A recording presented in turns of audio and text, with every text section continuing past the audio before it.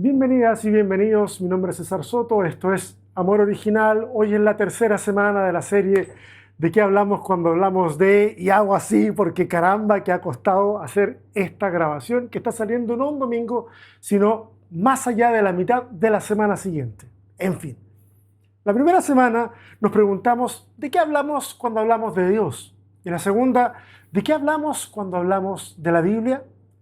Mucho que conversar sobre esos temas y espero de todo corazón que lo que se expone en este espacio tenga su correspondiente conversación en otros espacios, en la sobremesa familiar, en una conversación casual entre amigos, porque ahí, en esas interacciones, está la clave para poder ir procesando y digerir temas tan amplios como estos. Antes de pasar a la pregunta de hoy, quiero contarles que luego de esta serie se nos vienen 4 semanas en donde gente muy querida de Amor Original estará compartiendo la reflexión de la palabra.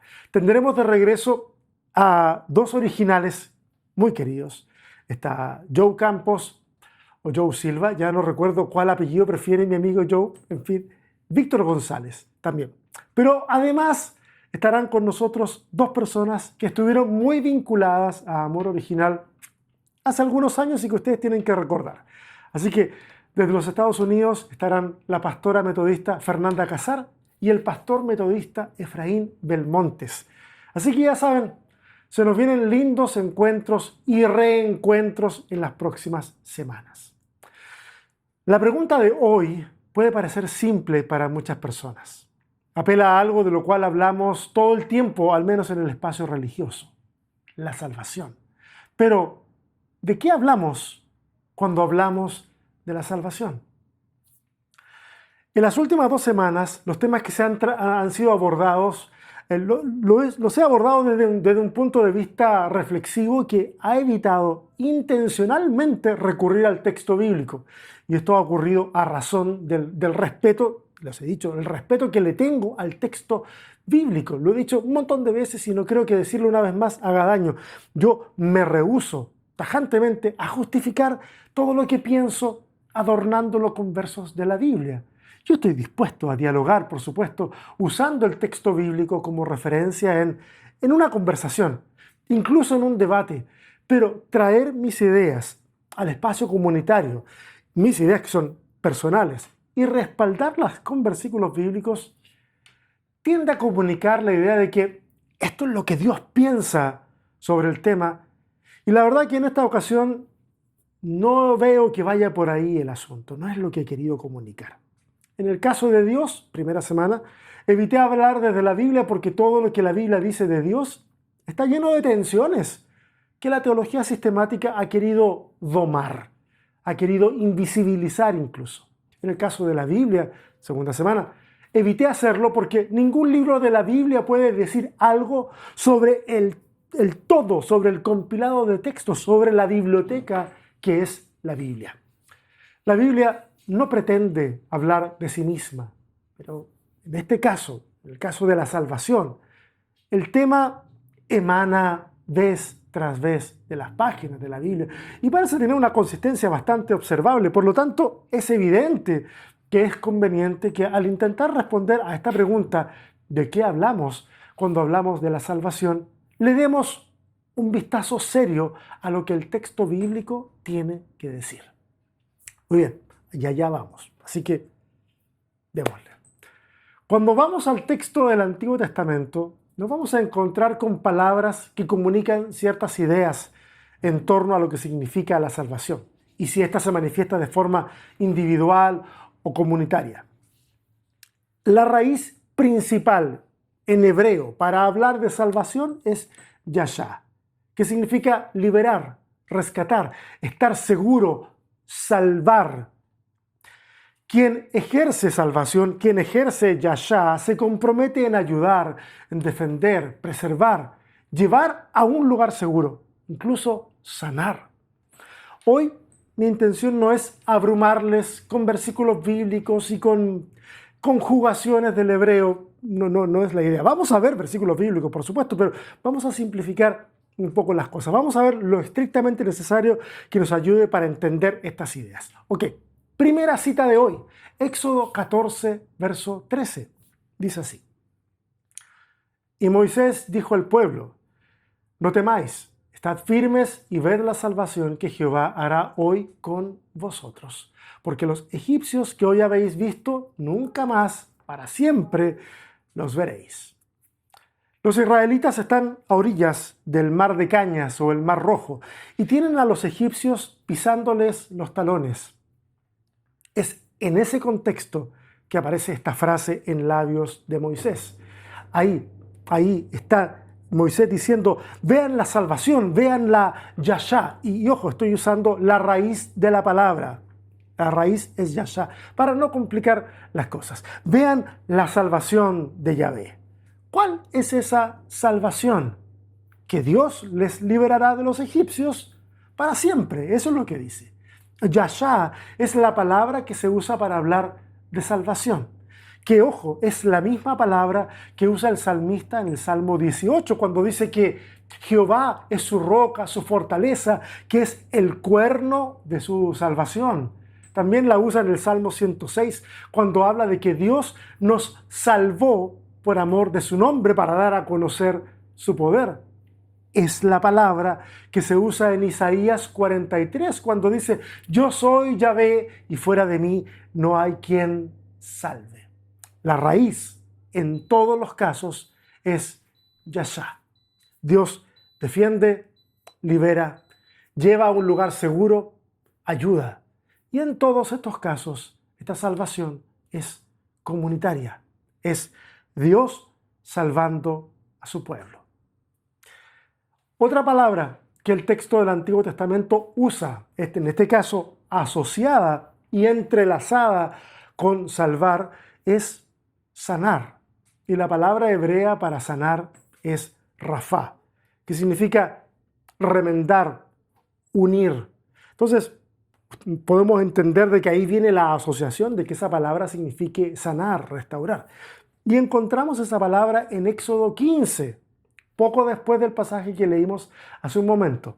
Éxodo 15, verso 26, dice así: si oyeres atentamente la voz de Jehová tu Dios, e hicieres lo recto delante de sus ojos, y dieres oído a sus mandamientos, y guardares todos sus estatutos, ninguna enfermedad de las que envié a los egipcios te enviaré a ti, porque yo soy Jehová, tu sanador.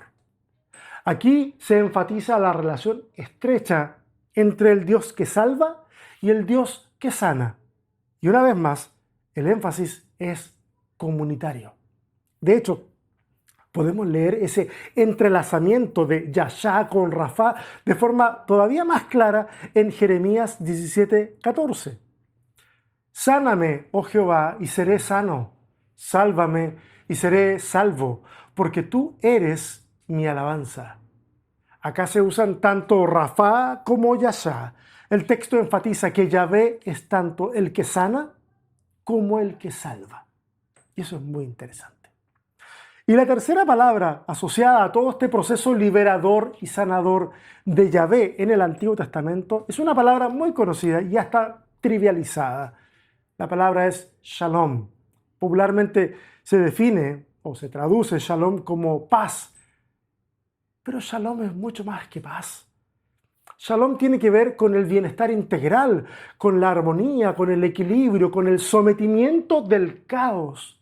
Isaías 52, verso 7, nos muestra la integración de Shalom con Yashá. Leamos. Cuán hermosos son sobre los montes los pies del que trae alegres nuevas, del que anuncia la paz, del que trae nuevas del bien, del que publica salvación, del que dice a Sión, tu Dios reina. Las ideas hilvanadas por Isaías todas son ideas afines. La paz, las buenas noticias, la salvación. Pero insisto, Shalom es más que paz. Es liberar de la amenaza, es protección, es vivir sin miedo. Eso es Shalom. No simplemente ausencia de guerra, sino que es armonía. En Levítico 26:6, dentro del contexto de las promesas, por la obediencia a los mandatos de Dios, dice lo siguiente: y yo daré paz en la tierra, y dormiréis, y no habrá quien os espante. Y haré quitar de vuestra tierra las malas bestias, y la espada no pasará por vuestro país. En la teología del Antiguo Testamento, salvación, sanidad y armonía son inseparables, porque reflejan un entendimiento y una antropología integral. El ser humano no es un alma encerrada en un cuerpo, sino que es una totalidad viviente que necesita ser restaurada en todas sus dimensiones. Yahvé salva liberando, sanando, restaurando la integridad perdida por el pecado, por la opresión, por la enfermedad. Dios salva del peligro, salva de los enemigos. Incluso cuando habla del regreso del exilio, se usa también un lenguaje salvífico. La salvación es restauración, y es una restauración que se vive de manera comunitaria. La comunidad pasa de la amenaza a la seguridad, de la opresión a la vida plena. La salvación es Dios mismo proveyendo justicia, trayendo armonía, trayendo liberación. Esto es descriptivo todavía. Vamos a hacer un poquito de teología hacia el final. Todavía es descriptivo. Antes de llegar al Nuevo Testamento, debemos considerar que hay ciertas cosas que ocurren en la historia de Israel que van a cambiar un poco el foco de atención de lo que es la salvación. Resumen de 2 minutos. Ok. Judá había sido sometido por Asiria, pero luego cae Asiria y entonces Judá es llevado al exilio y ahí permanece por décadas bajo dominio de Babilonia. Ahora, Babilonia luego es sometida por los persas y Judá, pese a que se le permite regresar a su tierra, sigue bajo dominio extranjero. Pero luego otra fuerza militar va a entrar en juego, una fuerza que va a ser mucho menos benevolente con los judíos. La fuerza helenizadora de Alejandro el Grande tendrá un fuertísimo impacto en la forma de entender la salvación. ¿Por qué? Porque hasta ese momento la salvación es muy tangible, o por lo menos se ha racionalizado de forma muy tangible. Dios rescata del peligro, de los enemigos, trae de vuelta del exilio, preserva de la enfermedad, etc. Pero, oye, ya son siglos de opresión extranjera. Y Dios no parece interesado en salvar a su pueblo de sus enemigos. Porque la realidad, ¿qué es lo que dice? La realidad dice que ellos están pasando de mano en mano y que les va de mal en peor. Entonces la justicia no se ve en esta tierra. ¿Qué ocurre? La sabiduría hebrea racionaliza lo siguiente. Dice, si el castigo para los enemigos y la recompensa para quienes son parte del pueblo del Señor no es visible en esta tierra, entonces la justicia de Dios ha de verse satisfecha en el más allá y no acá. Entonces es durante el periodo de ocupación griega entre el siglo IV y el siglo II antes de nuestra era que la teología judía comienza a dar un giro. La nación anhela 2 cosas.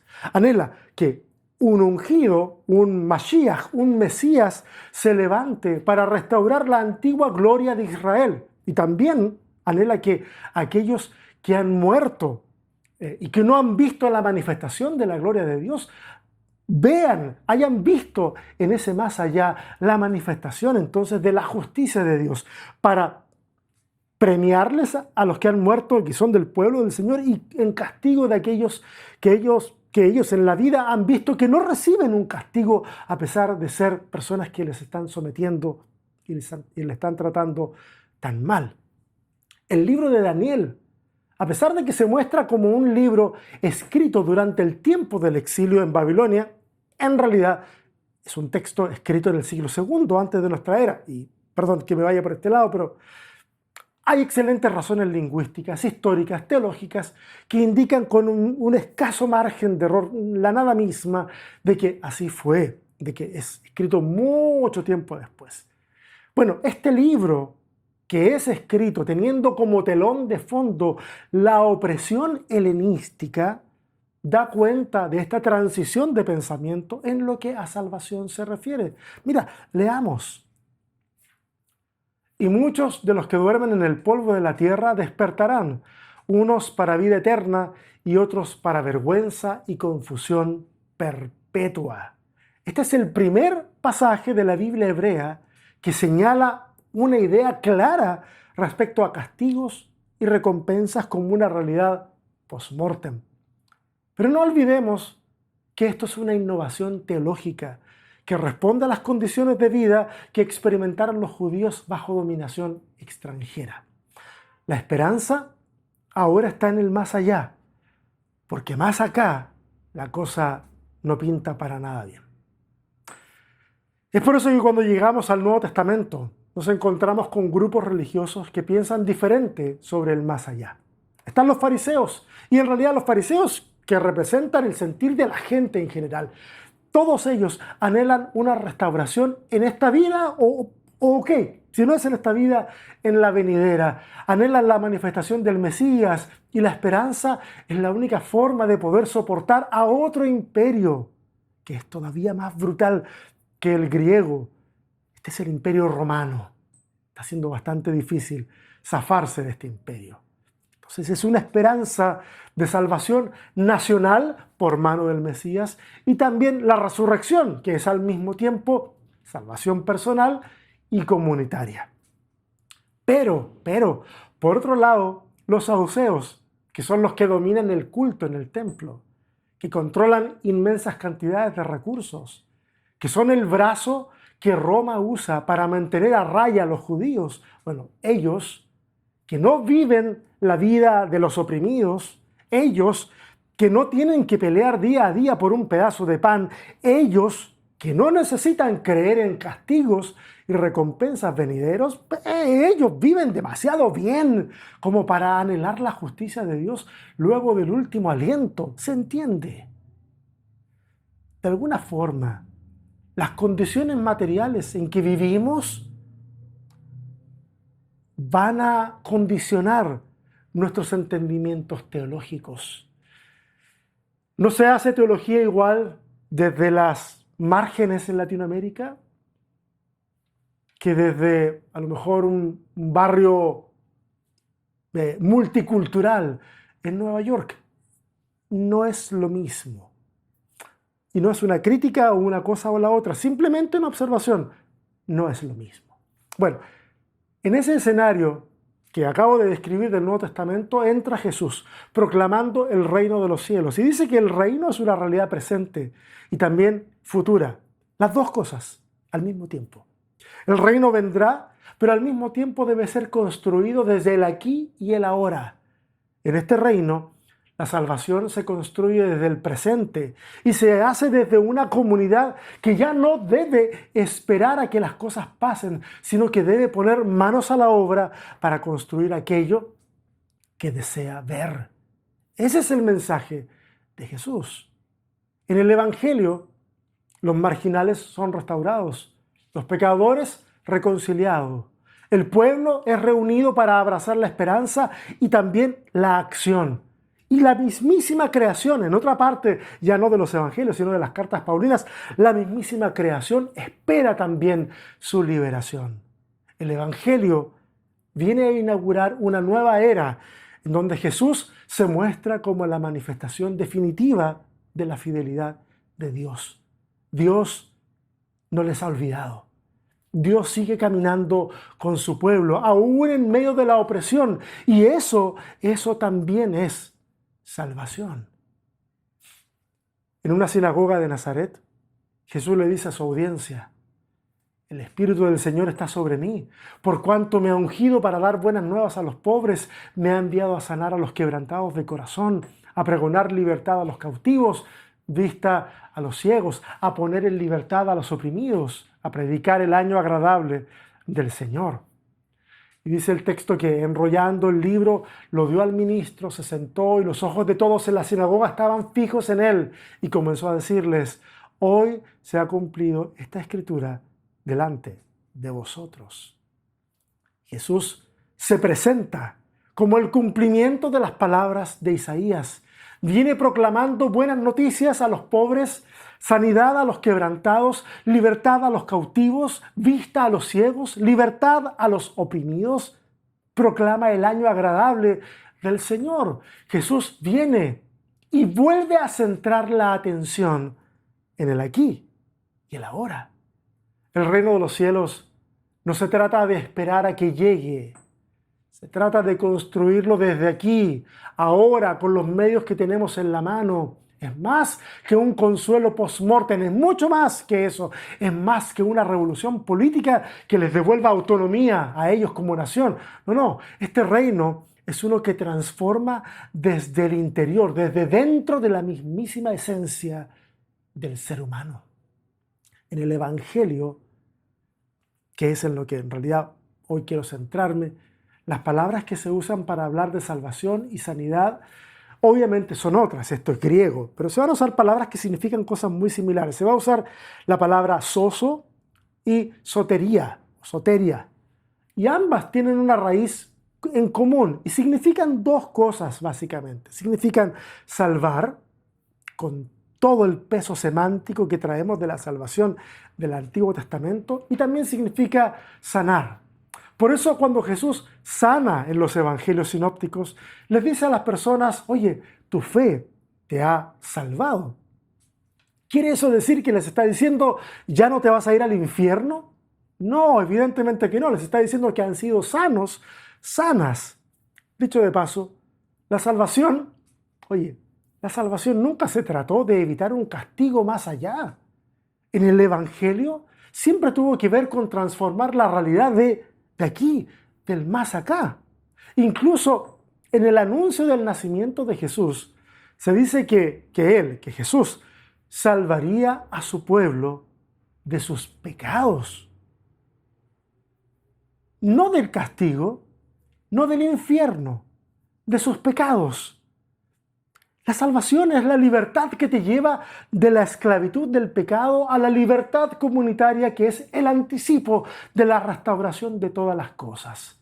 Y yo me pregunto, oye, como iglesia en general, ¿estamos viviendo a la altura de ese desafío? ¿Dónde tenemos puestos los ojos como iglesia? Esa es una pregunta importante, porque va a determinar cómo vamos a vivir el Evangelio. El mensaje del Evangelio nunca fue, Dios te quiere rescatar del infierno. No, para nada. Dios quiere rescatarnos de lo que vivimos hoy, del pecado que sufrimos hoy y que hacemos sufrir al resto. Nos quiere rescatar del sinsentido. La salvación que nos ofrece el Evangelio le devuelve, de hecho, el sentido a lo absurdo. Porque en el fondo, el anhelo de salvación que tiene el ser humano, sí, es verdad, tiene que ver con el deseo de trascender, pero también de recuperar el sentido de aquello que está viviendo hoy y que ya no tiene sentido. Oye, a veces hablamos y hablamos de la salvación.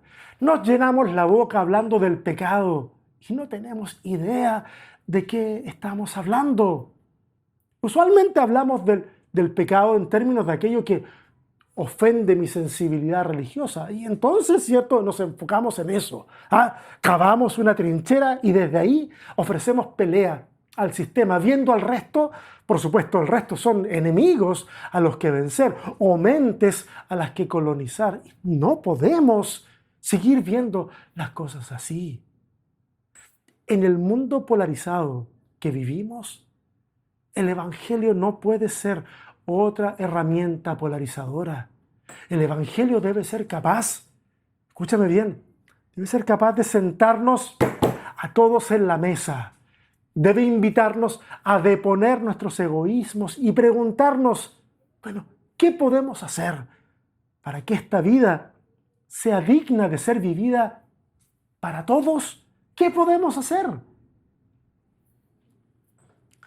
Y mira, podemos orar, podemos leer la Biblia, todo lo que quieras, pero escúchame, al final del día, cantar 20 canciones al hilo, ayunar 40 días y hacer cientos de cadenas de oración van a tener poco efecto si después de todo eso yo sigo saliendo a la sociedad viendo a mi prójimo que es diferente a mí como alguien al que debo derrotar, en vez de ver a alguien con el que debo reconciliarme. ¿Se entiende? Es fácil hablar de paz y mantenernos al margen de los temas complicados en pos de esa paz. El tema es que el Evangelio nos llama a que seamos constructores de la paz. Y eso implica sí o sí salir de la zona de comodidad, sí o sí enfrentarme a mi prójimo, sí o sí dejar de verle como enemigo, verle como un ser amado por Dios. Me estoy dando a entender. El pecado nos deshumaniza. El pecado del que Dios quiere salvarnos nos deshumaniza porque está centrado en la autosatisfacción y no en el bien de mi prójimo. Vivir en pecado es vivir en el egoísmo. Es vivir aislado del resto pensando que todos son unos tontos menos yo. Eso es el pecado. La deshumanización es el pecado. Por eso cuando hablo de salvación, hablo de recuperar nuestra humanidad. Hablo de dejar de ver lo humano como algo malo, como algo negativo, como enemigo de lo divino. Tal vez actuamos así porque se nos olvida que lo humano, lo humano emanó de lo divino. No somos una creación caída, no estamos totalmente depravados. Ese no es el Evangelio, ni siquiera es una declaración consistente en toda la Biblia. El texto que me dice, Antiguo y Nuevo Testamento, me dice que tú y yo somos la imagen y la semejanza de Dios. No ver esa imagen es pecado. No verla en el prójimo es pecado. No verla en nosotros mismos es pecado. ¿Qué hemos hecho? Hemos decidido que el que es distinto a mí es enemigo, que el de derecha es un totalitario, que el de izquierda quiere todo gratis, que los gays quieren adoctrinar a nuestros hijos, etcétera, etcétera. Mientras tanto, desde los espacios religiosos hemos promovido una salvación extremadamente personal, donde cada cual ve cómo se las arregla, al final de cuentas la salvación es personal, hermano, esto es entre usted y el Señor, cuando en realidad Jesús vino a devolvernos el sentido de la comunidad. La iglesia es eso, es una comunidad de gente rota que se acompaña en el camino. El diseño de Dios es habernos creado humanos. Recuperar esa humanidad que nos arrebató el egoísmo es la salvación. Iglesia, es urgente que recuperemos nuestra humanidad, porque eso fue lo que Dios creó. Dios no creó cristianos, Dios creó humanos, seres humanos. Si podemos sacar la cabeza de las cámaras de eco que nos hemos construido, y si somos capaces de velar por el bien del otro, entonces podremos reconectarnos con el sentido comunitario de la salvación. Y al hacerlo, nos vamos a reconectar con el ideal del Evangelio. Y este mundo entonces puede volver a tener esperanza para todos, para todas. Dios, escúchame bien, Dios quiere salvarnos porque nos ama. No para llevarnos a otro lugar. Ese es otro tema. Dios quiere salvarnos para que tu presente sea transformado. Tú y yo somos la imagen de Dios. Y podemos hacer a un lado nuestras diferencias egoístas. Podemos amarnos. Y al amarnos, la salvación simplemente se va a manifestar entre nosotros. Gracias por quedarte hasta el final. Te invito a pensar y repensar todo lo que hemos hablado. Ustedes saben, estas conversaciones del domingo no abren ni cierran un tema, simplemente lo abren. Lo abren para despertar la curiosidad, tu curiosidad, para despertar el querer indagar más, el pensar y repensar estos temas. Yo te invito a procesar esto, como lo decía al principio, conversaciones con amigos, donde sea, y veamos a dónde nos lleva todo esto. Les quiero mucho, gracias por la paciencia y no se olviden de ser una buena noticia para alguien hoy. Nos vemos.